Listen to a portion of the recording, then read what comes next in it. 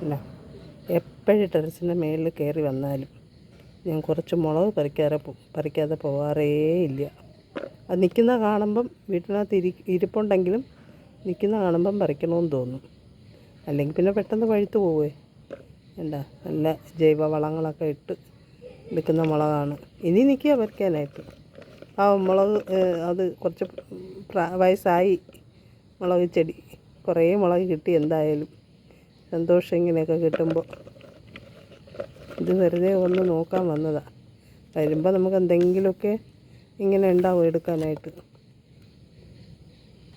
ഇതുണ്ടോ നല്ല സുന്ദരി പൂക്കൾ നിൽക്കുന്നുണ്ടോ? ഈ പൂക്കളെ കാണാൻ എന്തൊരു ഭംഗിയല്ലേ. ഇത് നമ്മുടെ നിത്യവഴുതനയുടെയാണ് ഈ പൂക്കൾ.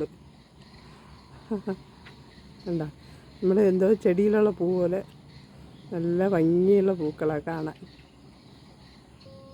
ഒരു കൂടെ നിത്യവഴുതന പിടിച്ച് നിൽക്കുന്നതുണ്ടോ?